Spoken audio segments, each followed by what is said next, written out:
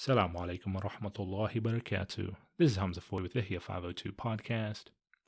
In this episode of Reading Between the Lines, Mishkat and I will actually be reviewing a hit miniseries currently on HBO titled Chernobyl.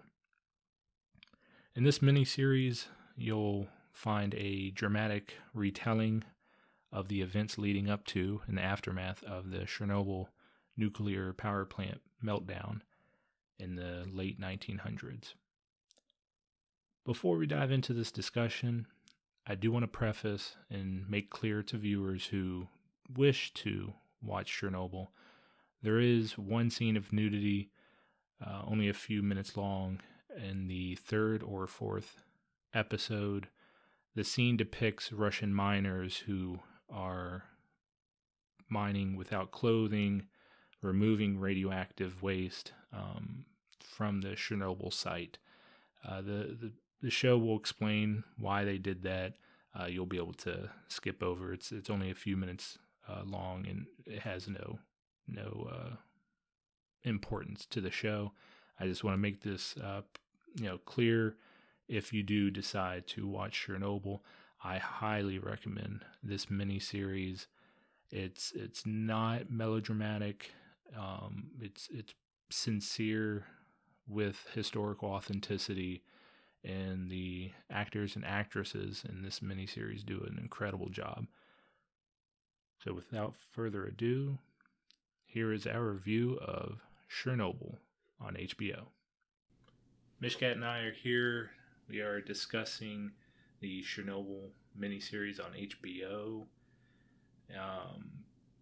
This miniseries is recounting the incident in the Soviet Union in the late 1900s, where they had a nuclear power plant meltdown in modern-day Ukraine. Just to start, I have to say that in terms of videography, this miniseries did an incredible job. They have a whole host of great actors and actresses, but the videography is like what drew me in, throughout the episodes. One scene in particular, I don't want to, spoil too much, but one scene in particular that I remember is the end of, I believe it was the second episode, where there was a group of like Russian engineers that had to like dress up in this equipment because they were going down. Remember, they had to like open one of, like, they called it a sluice gate. They were trying to let water out. Oh. I think that was a little bit later in the show. But yeah. Like that scene, because it's towards the end of that episode. So, they're going down, deeper into the nuclear site, and, they've got all their heavy equipment on, and the videography, they're picking up like the heavy breathing, and it's like the heavy breathing kind of merges with like the increasing, what were they calling them? Dosimeters? They were calling them dosimeters. Essentially, they're Geiger counters. Mm-hmm. So they make like that. It's an extremely sharp, mm-hmm. in your burrowing in your brain kind of a clicking noise. Yeah. So yeah, that, and it would increase so the deeper they went into the underground of the reactor. Obviously, the more radiation, the closer they got to right underneath the core. Yeah. Which we'll talk about, but that scene, like, because I mean, I hate to say it, I've seen like my fair share of like horror movies, and it's usually horror movies like jump scares and gore, and it's like, I have to say this scene though was probably like one of the scariest, because it's just like, there's nothing more horrific than reality. Mm-hmm. People would like to make up the paranormal, and they like to make up the psychological thrillers. There's nothing more scary than normal life. Yeah. But yeah, so that was reality for them, the three men that went down there. Mm-hmm. Mm-hmm. So yeah, it was very ominous. It was just exactly that's their flashlights went out, so they were in pitch black. Yeah. So yeah. Were there any scenes that kind of stuck out to you? For me, I think the biggest sequence was when they were actually showing all the radiation pouring off of the thing, off of the core that was now exposed. Just like it's almost this impenetrable black cloud of just death. Yeah. That's what it was, death. So that was a big scene. I think my favorite part of the whole show wasn't anything like dramatic like that. It was just when they were in, I guess you'd call it a courtroom. Yeah. Like the equivalent of a Russian courtroom. And they were explaining, exactly what went wrong because, of course, government, they're not nuclear scientists. So, just like he had, the lead actor had his little cards that would tell you, like, this added to the reaction, this took away from the reaction, this is how things got out of balance. So I thought that was a really clever way to... Oh, yeah, no. I love that. I think that was probably my favorite, which is why we watched this show twice, right? So the second time, I know you were kind of like, well, we can just kind of stop it here because the last episode is just, just basically that. And I was like, no, that's what I want to watch. Yeah. No, that scene, because that's the thing is, I mean, obviously, like, none of us are, nuclear physicists or anything like that. So it was like that scene alone. And once again, it's not like bringing you up to like PhD level, like this is how you understood what happened in Chernobyl, but it was incredible and kind of breaking it down, like, what had happened and just the science behind it.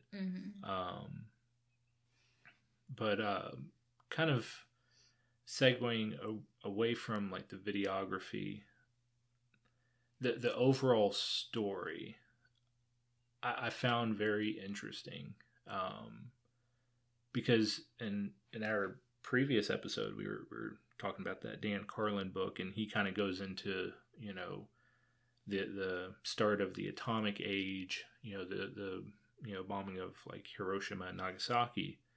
This was an act. It was not an accident, but it was an event that was like during peacetime. There wasn't like sabotage. It wasn't bombs dropping. It was just it was an accident. Well, it was ineptitude, negligence, ego, but it was not meant to be malicious. Yeah, and it's like even during peacetime, this atomic technology, it's always going to be that kind of double-edged sword. Because it's like, okay, we can use it for good, but even if we're using it for good, because once again, this power plant's generating electricity, even then, it's like something can go awry, and it affects so many people.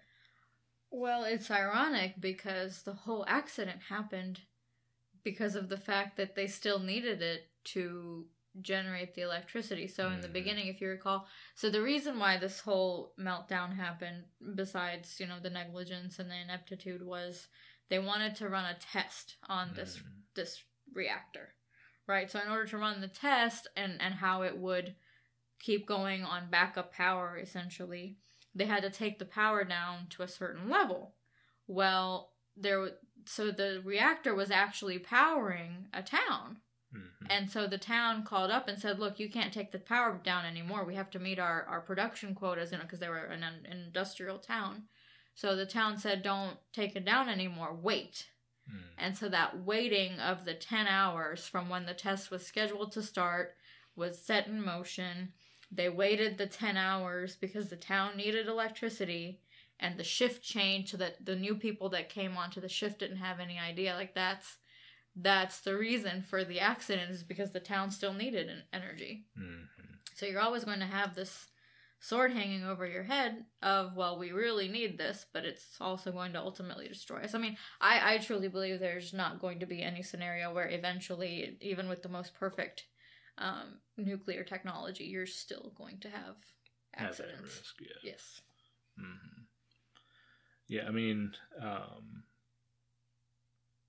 there was that aspect that kind of gravitated me to this miniseries, but it was also the aspect, and once again, I know this part of the show perhaps certain people kind of frowned upon it, because it was commenting on kind of the state of like the Soviet Union, in particular the fact that, you know, you have people in positions who they have no merit being there.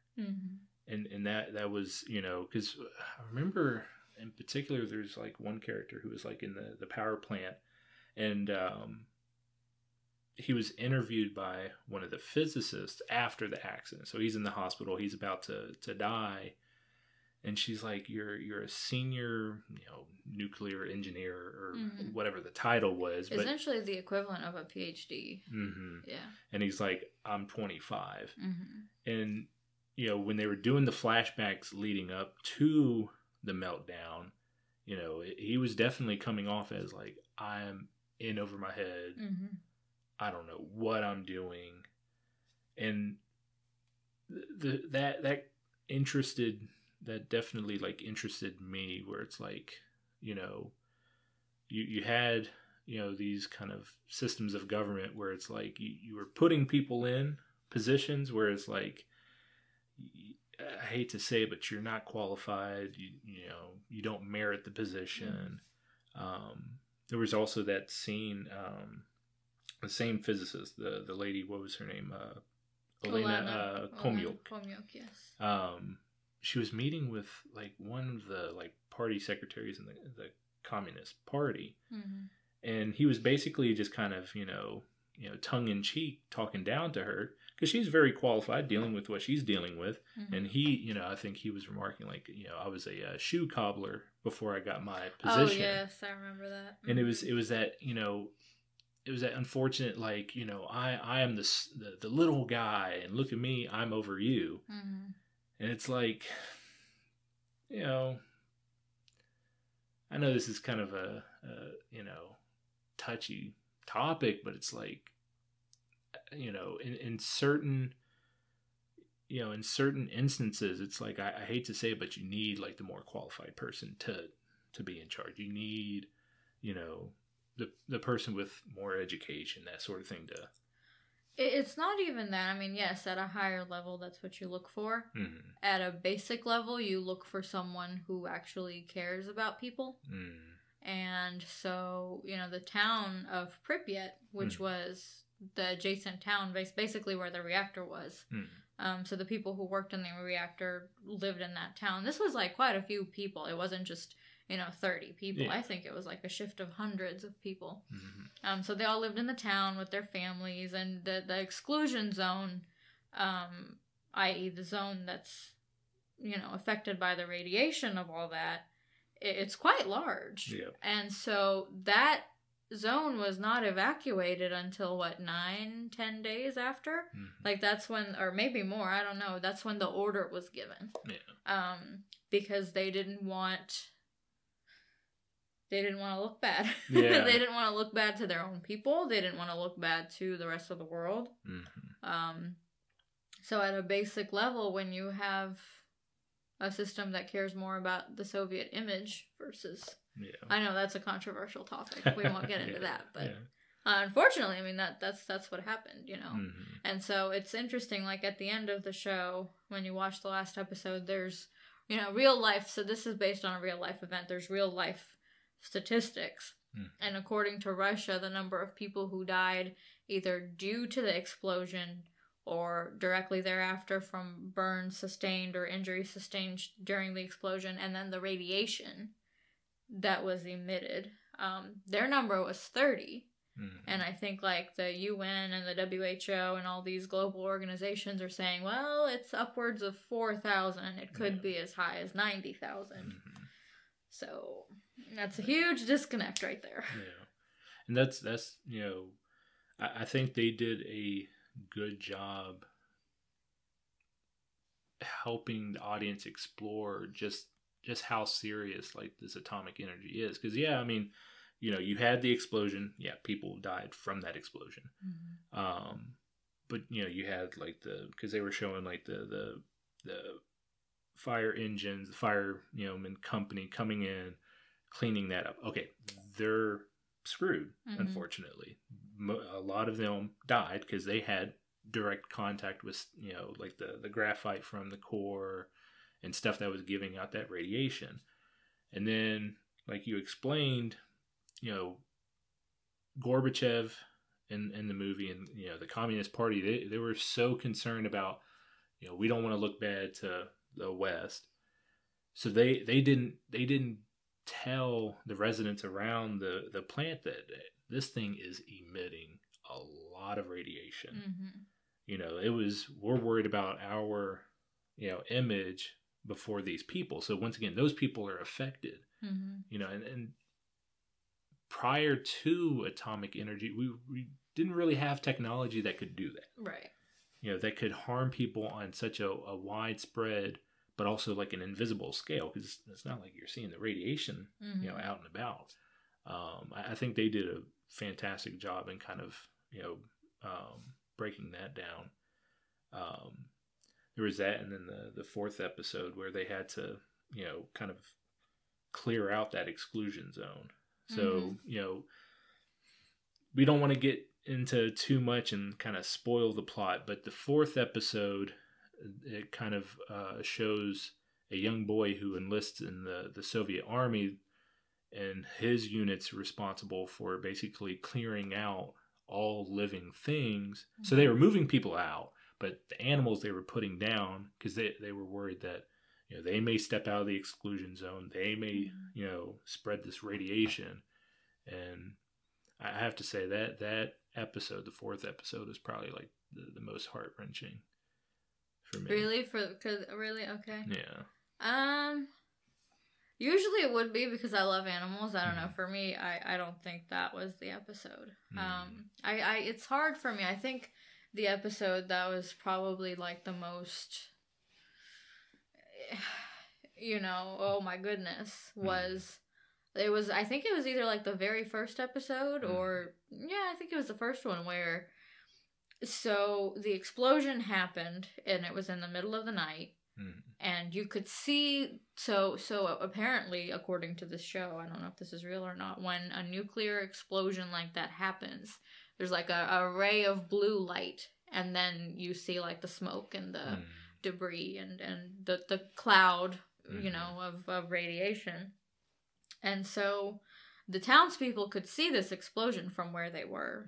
And so, it's a spectacle, right? Oh, look, the fire engines are going. It's like any other fire to them. They don't know any better because they haven't been told anything. And obviously it's too early at that time to even, comprehend what happened. But they're all standing at this bridge and they're watching the explosion. And so eventually with the wind and the air and everything, that radiation, that radioactive ash essentially starts raining down on them. And so at the end of the show, you find out that everybody who stood on that bridge died. Yeah. So I think that was probably one of the it's called the Bridge of Sadness or something. It's got a really sad name too. It still exists to the day. And I know we were talking, I think, between watching the show, because we watched it twice. You were commenting how prior to this miniseries, usually, any sort of literature or any sort of show that deals with Chernobyl, unfortunately, it's the supernatural, like, you got mutants popping out, and it's all the kind of horror genre, which is unfortunate because there's so much to be learned from things like this. And it's true, radiation does cause mutations, right? Radiation is harmful. That's why, unfortunately, cancer patients who go through radiation are so weakened. It's because radiation does attack your cells. And that's the goal, is you want to attack the cancer cells, but in the process you could actually create more cellular mutations. But it's not going to be like, oh, this dog was a dog, now it has 3 heads. That's not gonna happen. But I have not seen the Chernobyl Diaries or the Chernobyl. I think Chernobyl Diaries is the horror movie that's out about it. I've not seen that. I've seen like parts of it. it just makes no sense. I don't know. Yeah, no, it definitely like belittles like the gravity of the situation because you know, I mean, I've always felt this way, but you know, this miniseries definitely, you know, increased like my support, for example, for like the nuclear, you know, was it where they're trying to reduce like the number of nuclear arms? Is that like nuclear proliferation or anti-proliferation? Yes, anti-proliferation. Yeah. Yes. You know, after watching this miniseries, I mean, I'm definitely, you know, more inclined to say like I would definitely, and I get it. Some people may say that's a pipe dream, Hamza, but you know, reducing the number of, you know, atomic armaments, you know, having these treaties where it's like, okay, halt production, because once again, I mean, you know, people don't understand like Chernobyl is not like, you know, Nagasaki and Hiroshima. This happened peacetime. You know, there wasn't like malicious intent, and it's like this could potentially happen again. So it's like, you know, for me, it's like I'd rather us kind of bury this back in Pandora's box. Let's not deal with nuclear energy. Well, I mean, we had another nuclear disaster. A lot of people don't know about it because Chernobyl always takes the cake because it's the most popular. But it was like the Fukushima nuclear disaster happened in 2011. Yeah, extremely recent, very modern times. Yeah. You know, so the beast is always there, and the thing is, it's so very difficult to clean up from that. Right, because you can have all the contingencies of not letting the disaster happen, but very, very little can be done in this case, specifically for nuclear disasters, because you're just, there's no way to minimize the loss of life, not without disrupting daily lives of people, you know, who might be anywhere near where these nuclear installations are. I mean, that's the thing. And so while I agree, definitely halt nuclear production, how do you get rid of what you already have? True. Because yes, you can store it underground. Eventually you might have an earthquake. You might have, I don't know, something that opens up a little crack and all of a sudden you've got all this magma coming up that superheats and you I don't know, I'm not a nuclear physicist, but something can happen where those warheads or those missiles, whatever it is that are stored however many hundreds of feet under the ground, could go off. And it's like you at this point there's no turning back. So yes, halt the production, but what do you do with what you already have? Because there's no place to, unless you want to irradiate space even more, which would be unfortunate because people are trying to, you know, live in space. That's a goal of humanity, apparently, is to be able to colonize Mars and beyond. Yeah. So where do you take what you already have and store it safely, but also to where if something were to happen to it, no, very few people would be affected. There's no part of the world to do that. Yeah. Because the world is so interconnected. I mean, you detonate it in the ocean, all 7 seas are irradiated. Yeah. So where do you take it? I mean, even in space, eventually it could probably come back in our atmosphere. That was the other thing was, you know, after the meltdown, I mean, they didn't go into like an incredible amount of detail, but they did describe like some of the measures that the Soviet Union took to try to mitigate the disaster. What was it? They had to pour boron. It was boron and sand. To stop like the emission of the radiation cloud that was continuously pouring up at a devastating rate. And then boron and sand. They put the boron and sand. That ended up superheating, right? That ended up, so it insulated what was already burning because the fires were still burning inside the core. Nobody could get into the core because you literally died. So nobody could get in to put out those fires. So you put boron and sand over it, you insulated that heat. So now it's got no place to go but down. Yep. So it was melting through the ground. or the that factory foundation. Mm-hmm.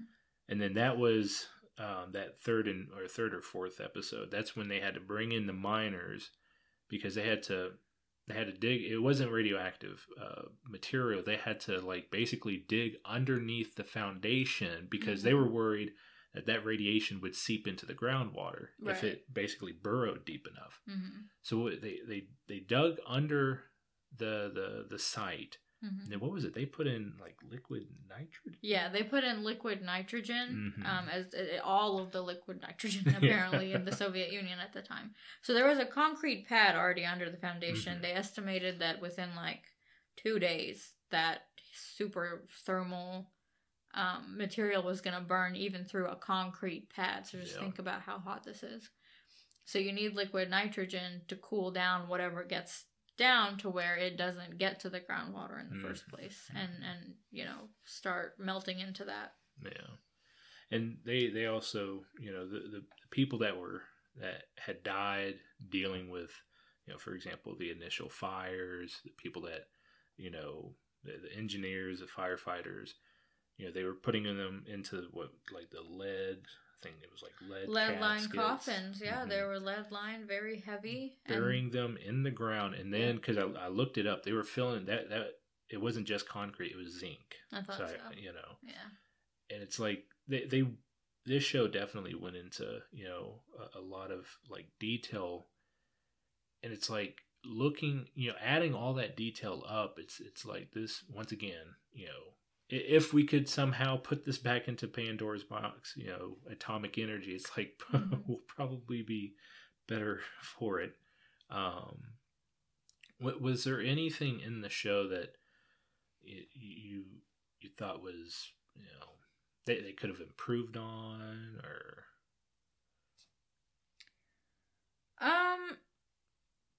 I think they could have improved on the true effects of the radiation. But I mean, again, this is a mini series, so you have only so much time. Yeah. So what they showed mostly in the show was the extreme severe cases of the people who were right there. Yeah. So they showed the firefighters who were initially called in to stop the blazes that they could. They showed a few of the people who actually worked in the plant.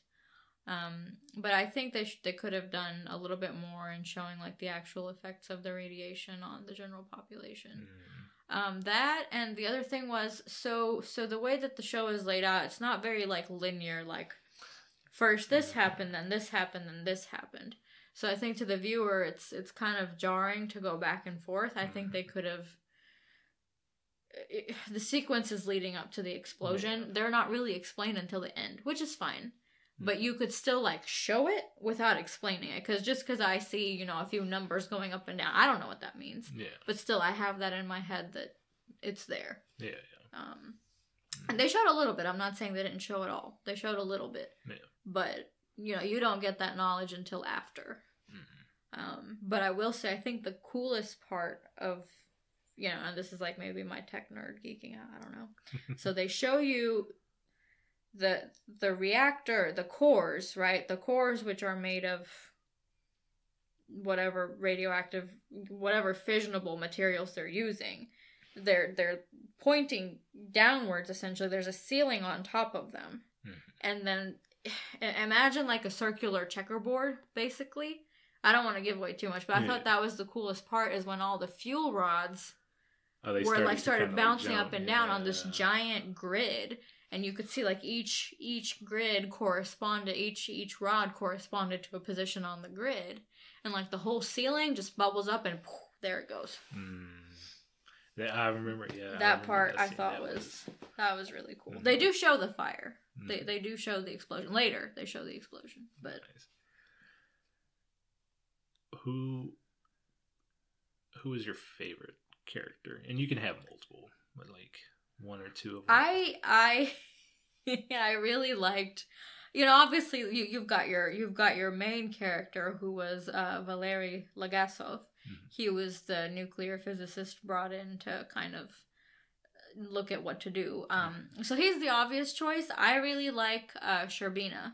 Yeah. He was I forget what his what his position was, but he was right up there with Gorbachev, like his right-hand man or second in command or something. So he was sent as the government authority to Chernobyl. Yeah. And he goes from this, I am a countryman, the Soviet Union can do no wrong. You are just here to, shut your mouth and he went from that to this like really, the human came out in him. Yeah. The human came out in him, which was nice. So I would say Sherbina was probably my favorite character. How about you? Sherbina is definitely. I would even put him over Legasov. Mm-hmm. What you explained is the reason why I like Sherbina. In a way, he was kind of like, he was that character that was contrasting, like, more like like educated meritocracy against, like utter like state loyalty, where it's like, you can't question the state, you can't, you can't put anybody above the state. And then, like you said, he eventually, because that's the thing, he's walking into a situation where he's like, I don't know what the hell's going on. I am not qualified. I'm not educated in this. I'm walking blindly. Now, of course, his ego in the beginning of the movie kind of, kept putting him over Legasov, although Legasov's obviously, he's qualified. He knows what's going on. But he's also like that representative where it's like he's representing that whole like mindset where it's like, you know what, I'm gonna get this done no matter what. Because I mean, eventually he starts caving into Legasov and learning more about how do these power plants work, what's going on, what's the science behind this, and like he's like, you know what, whatever you need, we'll do it. Forget my ego, forget state loyalties, because there was that scene where there was like multiple like rooftops that they had to clear of like the graphite which was emitting the radiation. I think it was like the highest platform. They couldn't actually put people on. Well, initially they were like, we don't want to put any human beings on here because like they're dead on sight. So they had to turn to robotics, and even he sacrificed that whole sense of the Soviet Union does no wrong, because he's like, let's start talking to the West. We need to get more advanced robots on that rooftop to clear it. Eventually, though, they did have to rely on manpower, and that scene where it's like, I ring this bell, you got 90 seconds. Shovel this stuff over, don't look over the edge, get back in. Right. And that was that, and the divers that had to go in, open the sluice gate, those two scenes were very good at that ominous, foreboding sense. So Sherbina, he's my favorite. I like Homyuk as well. I would say she's my second favorite character. And that's funny because she's not really. Exactly, she's not. She's the one character. So they'll explain this at the end of the miniseries. But Homyuk, they made up Homyuk to represent the number of like scientists who helped Legasov. But she was like that, like irreversible like patron of truth. She was telling Legasov like, come clean. Don't lie. It doesn't matter if the KGB is going after you. It doesn't matter if you're embarrassing the state. We have to come clean, because without spoiling too much, one of the reasons the meltdown occurred was the KGB basically was concealing a fault in the design of the power plant, and they had concealed that for like decades. And so she eventually uncovers it, and she goes to Legasov and she's like, you got to tell the truth. Doesn't, even if it means your life, tell the truth. because her concern was if it's not addressed, they had more. If you don't pull the wool from under the person's eyes or over the person's eyes, then there may be multiple accidents to come, because they had multiple of these types of reactors. Yes, that wasn't the only reactor. In fact, that wasn't the only reactor in the plant that they had built. There were 4, I believe, cores. Yeah. Where the energy was being generated. So reactor 4 was the one that exploded. Yeah. What was like your favorite? I don't know. It's kind of hard to say, but. Thematically, abstractly, what was your favorite part of the show? Nothing tangible, not the videography, the acting.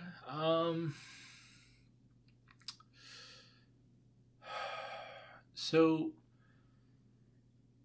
one of my favorite themes in the show, and they definitely dive into it towards the last episode, is, because Legasso, like, one of his, most memorable lies is, like, what is the cost of lies? Mm-hmm. And it's because they deal with that very real, issue of, whether you should be truthful or whether there's exceptions for lying. And it's like, the show basically explains that it's like, if you're gonna choose to lie, if you're gonna choose to conceal the truth, then inevitably there's going to be consequences, and you have to be very realistic about those consequences.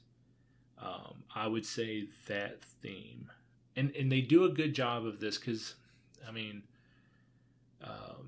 there's always been that kind of uncomfortable positioning of like the Soviet Union versus the West. I don't think they get too into that whole dimension. Like, it doesn't come off as like patriotically anti-Soviet or anti-communist. It's dealing with very real issues where it's like, okay, it's better to be truthful. Yeah, there may be consequences, but those consequences are going to be better than if you choose to lie, if you choose to conceal the truth. Because oftentimes that's the thing. People choose to lie because it's like, I think I can avoid the consequences. It's more convenient at the time. Mm-hmm. Yeah. I would say that's probably my favorite theme. I think for me, the best part about the show was there was no good to be had. There was not. So, I think especially like in our era when we watch things, it's like, where's the happy ending? Where's the silver lining? There was none. You cannot. In the aftermath, in the loss of life, the loss of land, the loss of natural resources, the risk of it happening again, just the lessons learned. There was just absolutely nothing good to be had. Yeah. And it sounds odd, but I think we're very used to that. Well, this is the good thing. And it's like, no. Yeah, and there were positive things that came out of it, but it will never, make up for all the negatives. Yeah. That's very interesting that you bring that up, because I also noticed that as well. I think, not to get too critical, but I do think in some of our modern media, we always like to, like you said, kind of like add that silver lining or that light at the end of the tunnel. It's like, you could do all this bad, but you may be a good person at the end of it, or there's redemption. It's like, in this case, it's like, I hate to tell you, what do you redeem? Exactly. What do you redeem? And if you do redeem, because they did try to pin the blame on one person, which was the person who was supposed to be running the test in the middle of the night. Dyatlov. Yeah. Dyatlov. And what do you get by imprisoning him? Nothing. Yeah. There's literally, like I said, no good to be had. Yeah. So, yeah. Who is your most hated character? My most hated character? Ooh, that's a tough one.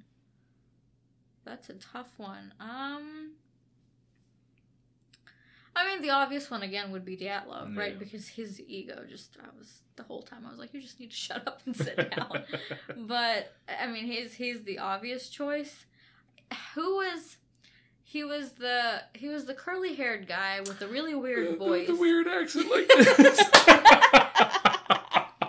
Oh. So he was one of the people who was also on trial with Dyatlov because he was above, several steps above. He was basically in charge of that reactor. Yeah. His name was Ho. Oh man. Hang on, we're gonna figure this out. I know his name started with a KH. Oh no, it didn't. It was Brukhanov. Brukhanov, yeah. Brukhanov, yes, yeah. Viktor Brukhanov. He was essentially the government liaison between the reactor and the officials. Yeah. So I think it might have to do with the way he spoke and his voice. Which, do it again. Can you do it again? Minister. He had like the raspy voice. I guess he was like a smoker or something. I know. Maybe he smoked too much. Oh, that was the other thing in the show. So much smoking, everybody smoked. But I think he was probably like my least favorite character. You want me to try his voice again? Yeah. Minister, everything's okay with this reactor. Dyatlov, he messed up, but everything's under control. He's exactly like that. And I feel bad if that's like the actor's actual voice. I'm so sorry. But I don't know. Part of me disliked him just because I was like, why are you here? Yeah. This is not the place for you. And see, that's the thing is like, we watched it twice and I had to kind of think. First time watching it, yeah, Dyatlov was like the devil. Oh, yeah. But then, like, watching it again, because that's the thing is, at the end of the day, it was the deficiency in the reactor. Mm-hmm. And it's like, I started to feel less bad for Dyatlov, and I started to despise Brukhanov more, because Brukhanov is like, he was Sherbina, but without actually taking action and rectifying the issue. Oh, the denial. Mm-hmm. The denial. Because you spend almost 2 episodes even trying to convince people that the reactor, the core, is exposed. Yeah. People don't even believe. They just think, oh, it's a fire. Mm-hmm.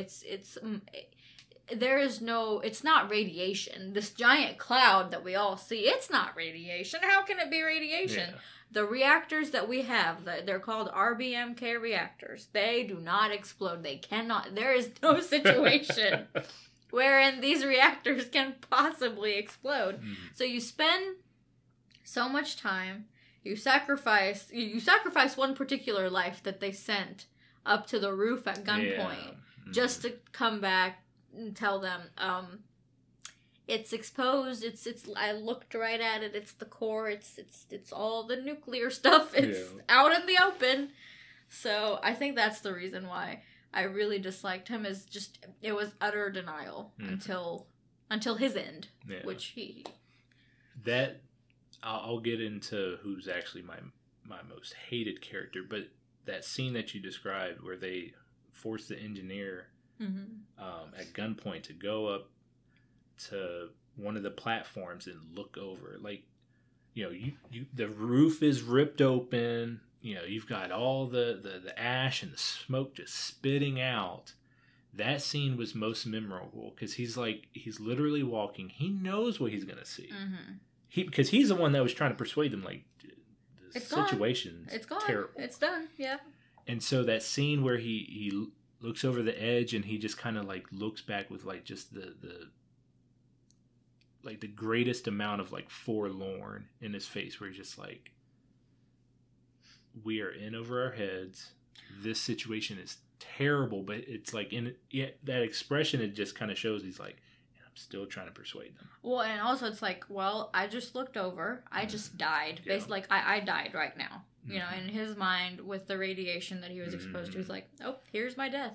Yeah. Like, he looked over at his death. That's what it was. The character that I hated the most, it's a tie. So the first character, and this was first or second episode, it was the like the old like communist chairman. he played, for those who've watched Game of Thrones. He was the Maester Luwin. Maester Luwin. He was such a good guy in Game of Thrones. That's very hard to come by. And in this series, just the propaganda that just spewed out of his mouth. This was the one part of the show where I do think that.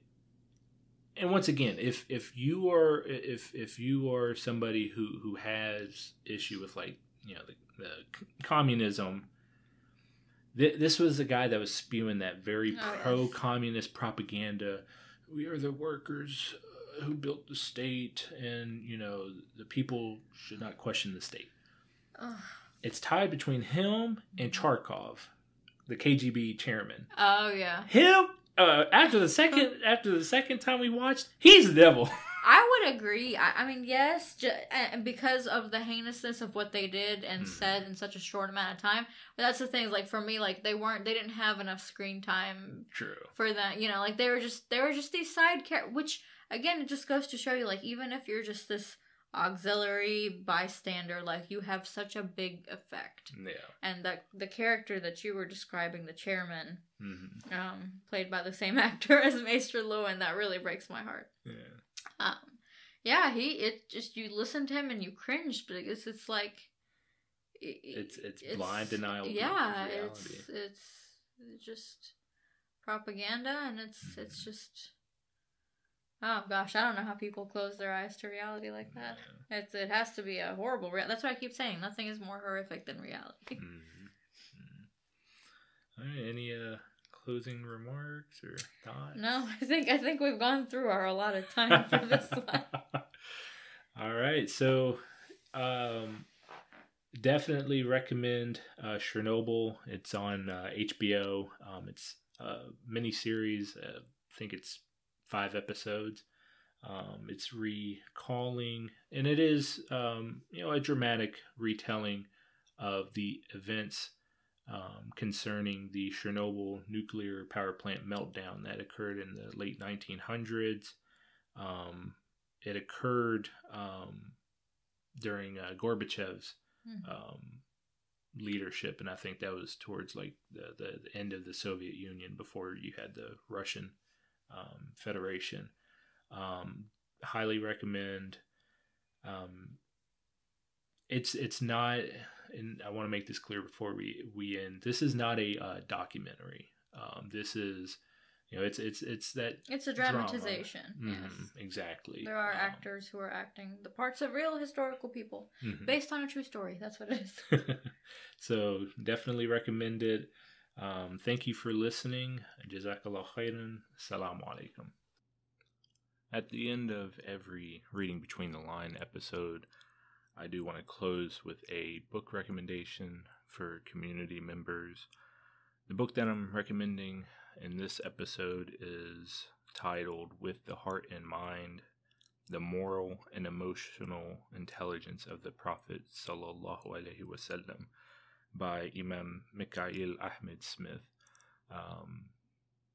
This brother, he does a wonderful job talking about emotional IQ, what's typically shortened as EQ, and discusses how the Prophet Sallallahu Alaihi Wasallam would be very mindful and very aware of how he chose to speak, how he chose to interact with people, depending on the different situations that our beloved prophet encountered. Mikhail Ahmed Smith, he's a wonderful African-American scholar. He actually came to Louisville, I believe it's been 3 years ago. Gave a wonderful discussion with folks at the River Road Masjid. I remember being there. He was very eloquent while also being, once again, mindful of the kind of vocabulary he used, the tone he took with people, and really this book, I don't think we give it due justice, how we think about the way we talk to people, the way we connect with people, be that the more disconnected nature of our existence nowadays in modern times, whether you want to pin that on, the advent of social media or other technology. But there is a lot to be said about actually disciplining ourselves in how we speak to others. Do we think about how our words will be received by other people?